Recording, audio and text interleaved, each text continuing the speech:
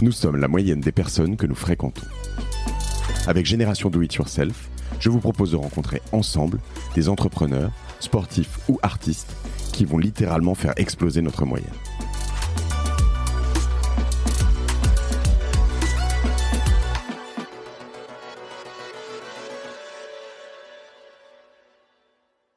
Si moi je me dis, ok, mais tu vois, quand je me dis, bon, alors, il y a des choses, c'est depuis moi, 7-8 ans, je sais pas, j'utilise un Nest, il y a Netatmo, des choses comme ça qui font ça, qui me régulent hyper bien mon énergie, je consomme moins en électricité, en gaz, je pense aussi, justement sur le chauffage, etc.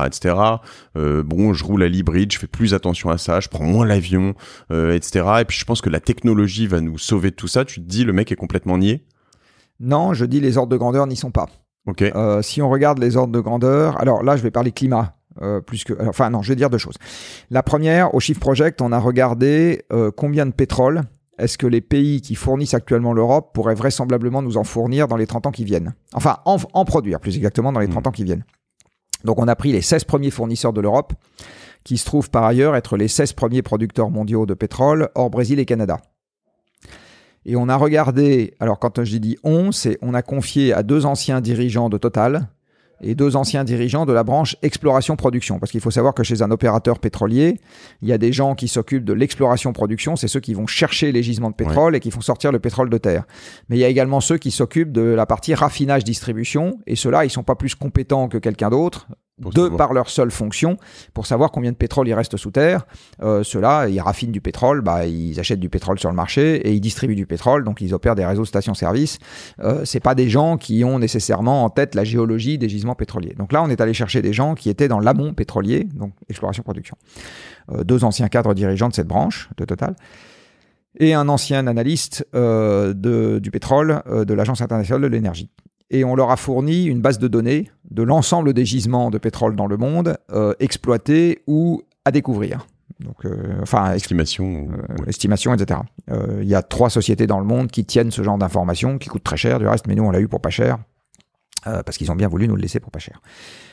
Et la projection qui a été faite à partir de ces informations par les 3 personnes que je viens de citer, c'est que la production de ces 16 pays devrait être divisé par un peu plus de 2 entre maintenant et 2050. Ce qui veut dire que comme l'Union européenne importe 95% de son pétrole, 95%, eh bien la quantité de pétrole disponible dans l'Union européenne devrait être divisée par 2 à 10, parce qu'évidemment les pays producteurs vont garder d'abord le pétrole pour eux-mêmes, dans les 30 ans qui viennent. Donc de toute façon, on va devoir faire avec moins. De toute façon. C'est pareil pour le gaz, avec un temps de décalage. Charbon, on ne fera quand même pas avancer beaucoup de voitures avec. Donc de toute façon, les économies au sens large, on va devoir en faire. C'est absolument indispensable. Regardons les ordres de grandeur. Regardons les ordres de grandeur. Si on veut en plus être compatible avec la préservation d'un climat pas trop déréglé, il faudrait que ce qu'on appelle l'empreinte carbone, c'est-à-dire la totalité des émissions qu'un individu occasionne au travers des produits et services qu'il consomme. Alors, dans les produits et services, il y a son propre logement, son propre mode de déplacement, il y a également la fabrication de tous les objets qu'il achète, les voyages professionnels, etc. Totalité. Aujourd'hui, en France, on est à peu près à 10 tonnes équivalent CO2 par personne et par an, et il faudrait que ça descende à 2 en 30 ans. Alors, un aller-retour en avion aux États-Unis, c'est fini. Bon. Donc, il ne s'agit pas de moins prendre l'avion, il s'agit de quasiment plus le prendre. Toi, tu prends plus l'avion ? Non. Depuis longtemps ? Depuis, je le prends quasiment plus depuis 20 ans. Ok. Et je le prends plus du tout depuis 4 ou 5 ans. Voilà, craqué une fois il y a 5 ans pour un truc où on m'a un peu mis le couteau sous la gorge. Mais globalement, non, je ne prends plus l'avion. La circulation en voiture, c'est pareil.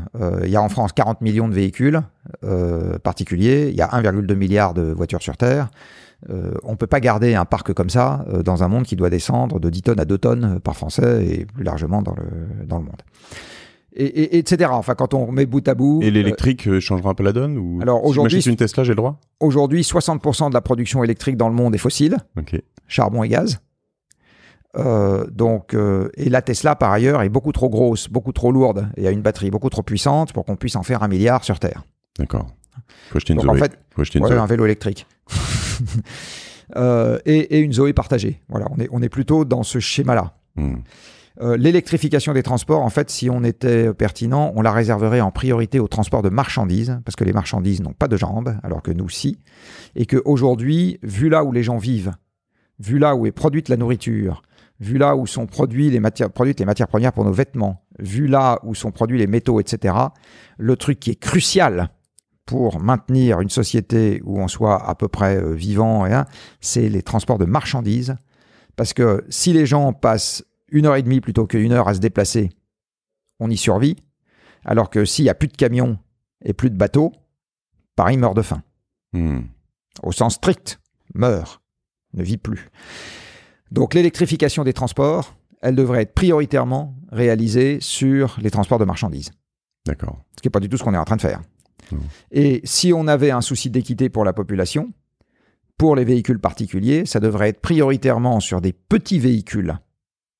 Parce que comme ça, à capacité de production de batterie donnée, on équipe plus de gens plus vite, plutôt que sur des tanks électriques que les 4 supérieurs s'achètent pour se donner bonne conscience.